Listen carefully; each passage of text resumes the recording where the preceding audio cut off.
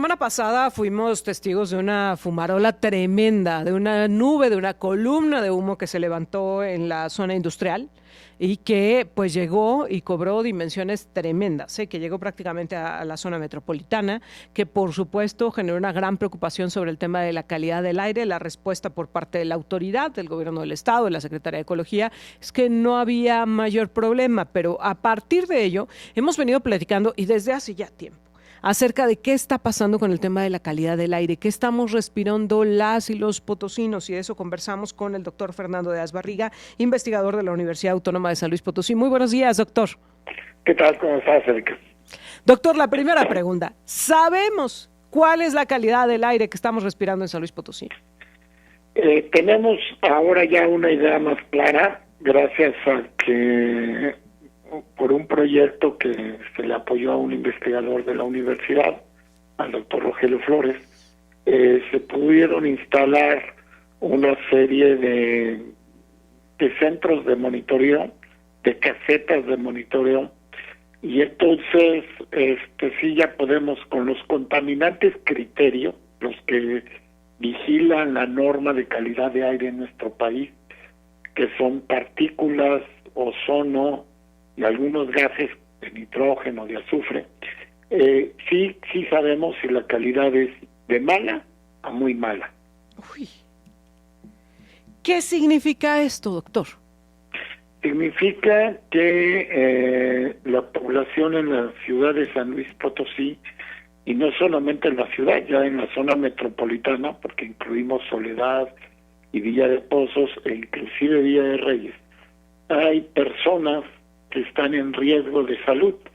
¿Qué riesgo de salud y qué personas?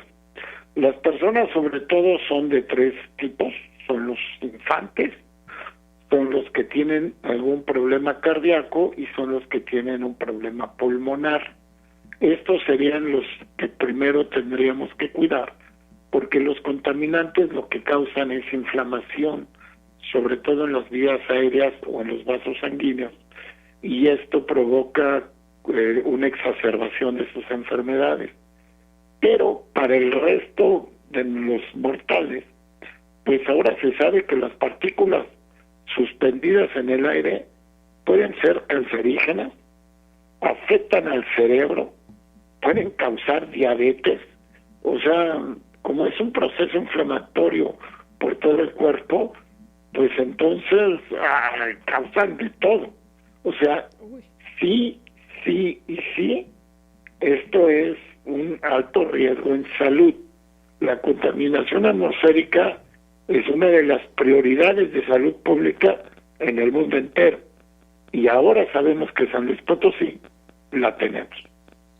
¿Qué tendríamos que estar haciendo, doctor? Porque cuando me dices los más vulnerables son los niños, yo no veo que cuando se detecta una mala calidad del aire, o peor aún, hemos tenido muy mala calidad del aire, yo no veo que se estén girando indicaciones, por ejemplo, a los planteles educativos, a las guarderías, a las estancias infantiles.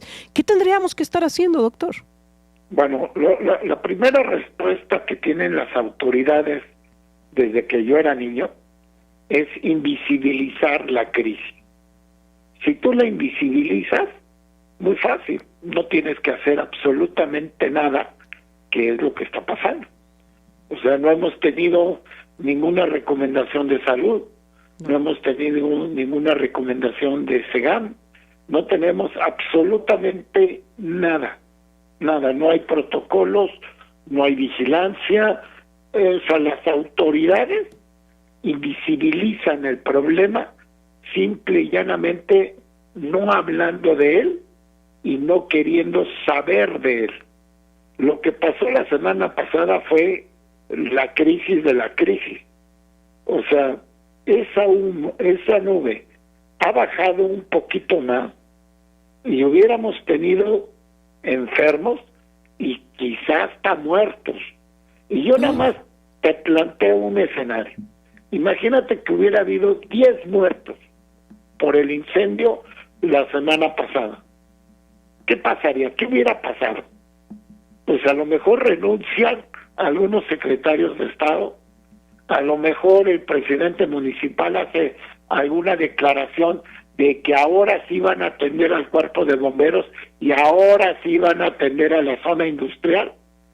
¿En qué perspectiva hubieran quedado las inversiones en puentes, en estadios?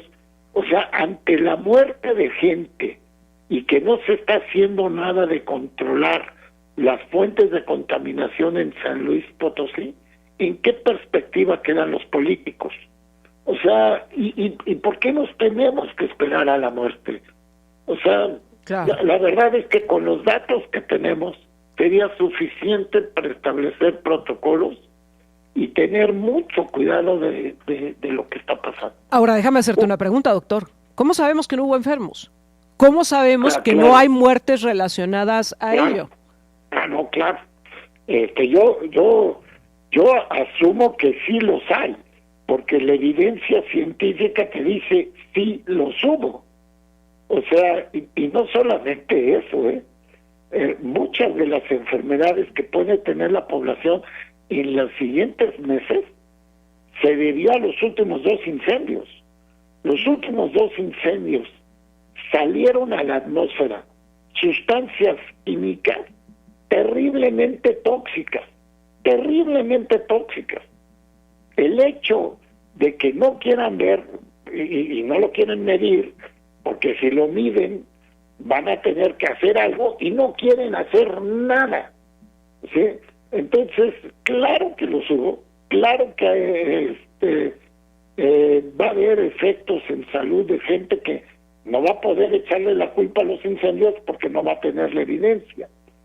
Pero si nosotros midiéramos ahorita el daño en las células de las poblaciones que estuvieron expuestas, yo te puedo asegurar que encontraríamos una alta frecuencia de niños, mujeres y adultos, hombres, con problemas en la sangre, que sí podemos asociar a los últimos 2 incendios, porque los últimos 2 incendios generaron en la atmósfera químicos terriblemente tóxicos para la célula.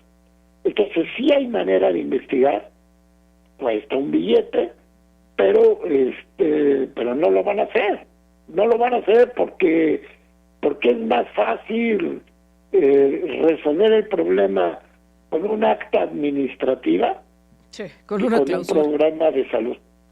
Ahora, justamente, doctor, ¿qué tendríamos que estar haciendo? Es decir, a ver, ya toro pasado, pues no lo hemos hecho, no lo hemos invertido, no estamos monitoreando, pero después de esto que ha pasado, que ha sido tan grave y tan delicado, ¿qué tendríamos que estar haciendo?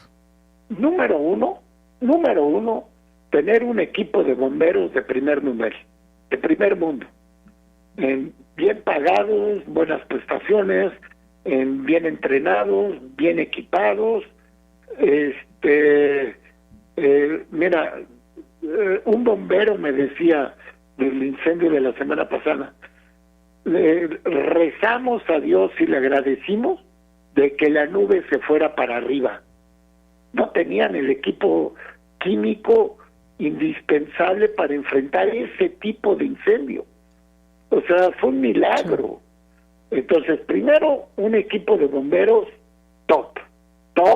Si quieres 600 industrias, y las 600 industrias quieren operar aquí, que le metan billete al equipo de bomberos. Ese es uno. Número 2, crear un comité de emergencias ambientales sanitarias con las presidencias municipales, con el gobierno federal, con académicos y por supuesto con industriales. ¿Dónde se están haciendo estas cosas? En 28 estados de la República Mexicana. La Secretaría de Salud Federal ya tiene un programa de vigilancia de monitoreo de aire en la cual San Luis Potosí no está incluida. No sé por qué. Bueno, sí sé por qué, pero no viene al caso. No está incluido, pero ya hay protocolos establecidos por el gobierno federal de vigilancia epidemiológica por acciones de contaminación atmosférica, con gente extraordinariamente capaz y capacitada. Entonces, ya se hace en México. Entonces, simplemente hay que subirnos al tren de la vigilancia Claro que esto ¿qué implica? Pues implica contratación de personal capacitado, implica generar un comité de vigilancia, implica dar auditorías a las empresas, implica que las empresas inviertan en precaución y en prevención, o sea, implica dinero, y eso es lo que no quieren hacer, gastar dinero. Pero tenemos un incendio a la semana en promedio en los últimos 20 meses. Un incendio a la semana en promedio de alguna cuestión ligada a la industria. O sea, no se vale. La verdad es que es una tristeza que las autoridades no le quieran invertir al futuro de San Luis Potosí. El futuro no son puentes, y lo sabemos. El futuro es agua potable, el futuro es aire limpio. Ese es el futuro, porque ese es el futuro de los niños. Sin duda. Ahora, doctor, como ciudadanía, ¿qué hacemos? Porque, insisto, hay veces que incluso la ciudadanía nos comparte las imágenes de cómo amanecemos y se ve una nata tremenda de contaminación cubriendo la ciudad. Pero buscamos con las autoridades y no tenemos ningún alertamiento, ninguna recomendación, por lo menos de qué tendríamos que estar haciendo. ¿Qué podemos hacer como ciudadanos? Mira, ya hay formas de que la ciudadanía se entere de la calidad del aire que está respirando. Próximamente la universidad va a poner a disposición una plataforma que ahorita es semipública, pero está medio complicado todavía que la gente de a pie entienda el impacto, los números que están en la plataforma. Pero esto va a ser muy rápido. Va a ser en cuestión de un mes, 2 meses, la gente ya va a poder acceder a una plataforma y ya va a poder saber el nivel de contaminación, si no en su colonia, en las cercanías de su colonia. Y con base en esa información, y ya tenemos un caso, ya tenemos el primer caso, ¿sí?, de que se organizaron los miembros de un fraccionamiento y ya van a hacer un levantamiento a la Comisión Estatal de Derechos Humanos.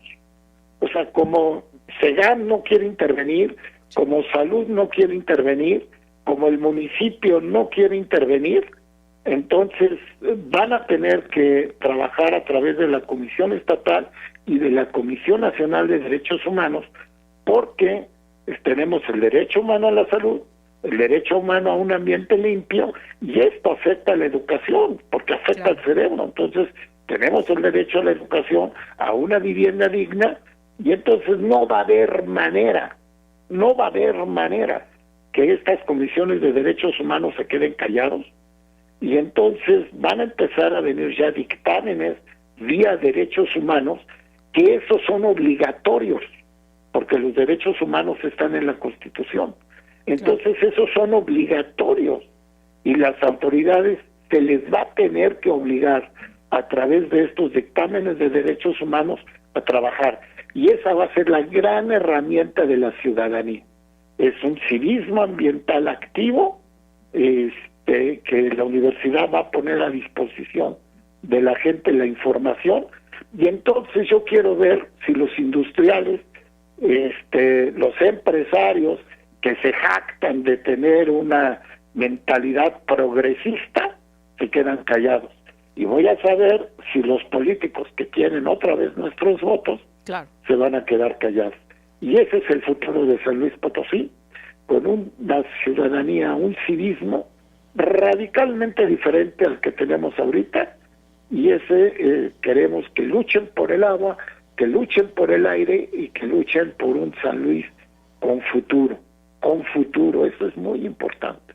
Ahora, doctor, nos están haciendo llegar un comentario que seguramente tú podrás explicar mejor, en donde nos dicen que desde un principio la zona industrial se construyó en una zona que no era la más adecuada por hacia dónde corren los vientos. Y esto me lleva a preguntarte también, ¿cuál fue o cuáles fueron las zonas más afectadas con la contaminación de los incendios de la semana pasada? Mira, la pregunta que te están haciendo, el asunto es el asunto es que teniendo ya la zona industrial, se está permitiendo la urbanización alrededor de la zona industrial. O sea, lo que está creciendo Villa de Pozos y lo que está creciendo Villa de Reyes. O sea, vamos a tener... Lo alcanzó la zona urbana, digamos. No, es la locura. Sí. Yo empecé todo este movimiento ambiental hace 40 años con una empresa y 10,000 personas que la rodaban, que era Minera México y toda la zona de las Lomas y de Morales alrededor. Sí. Pero ahora tenemos 600 empresas y 1,000,000 de habitantes. O sea, es la locura total. O sea, ven en el Google Maps, ve dónde está la zona industrial y dónde está la ciudad, tú dices, es una locura. Bueno, hay un video de un cuate que con un dron siguió todo el incendio y se ve claramente cómo viene la nube hacia la ciudad de San Luis Potosí. Pero ese video hay que regalárselo a la Virgen de Guadalupe, porque demuestra también cómo los vientos se fueron, que había tanto viento y la temperatura, que los gases no corrieron a nivel de piso, sino corrieron a una altura en la cual se pudieron dispersar, no tan rápido como hubiéramos querido, pero se dispersaron. Esto ocurre en diciembre en una inversión térmica y no nos las acabamos.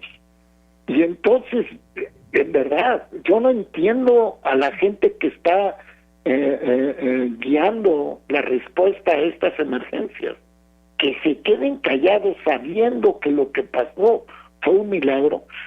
Yo no entiendo a los industriales cómo se quedan callados, tapándose los unos a los otros. Cuando haya muertos, más de uno va a ir a la cárcel, ¿sí? Más de uno va a ir a la cárcel, incluyendo a las autoridades, porque ya se sabe que deberían haber hecho cosas que no están haciendo. Ahora, como lo dices, vivimos un milagro.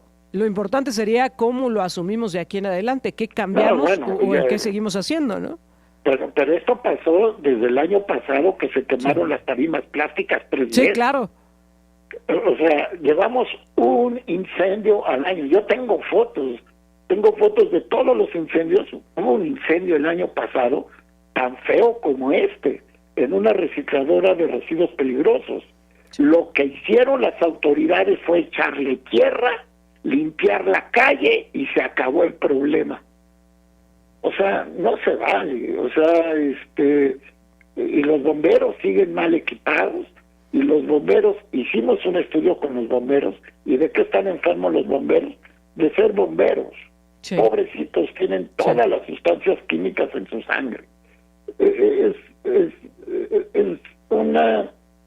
A mí me indigna que no haya mentes en las autoridades que quieran hacer algo diferente. Pues ojalá. Con ponencias en la Cámara de Diputados no vamos a resolver estos problemas. Doctor, yo te agradezco muchísimo que nos permitas platicar contigo y lo decíamos, creo que lo que sucedió la semana pasada tiene que ser una sacudida de qué tiene que cambiar en San Luis Potosí con respecto a estos temas y también que las elecciones van a ser una gran oportunidad para que los ciudadanos, las ciudadanas exijamos lo que es realmente importante. Te agradezco como siempre, doctor. Sí. Bueno, muchísimas gracias. Gracias a ti, muy buenos días. El doctor Fernando Díaz Barriga, investigador de la Universidad Autónoma de San Luis Potosí, siempre poniendo los temas relevantes en la mesa.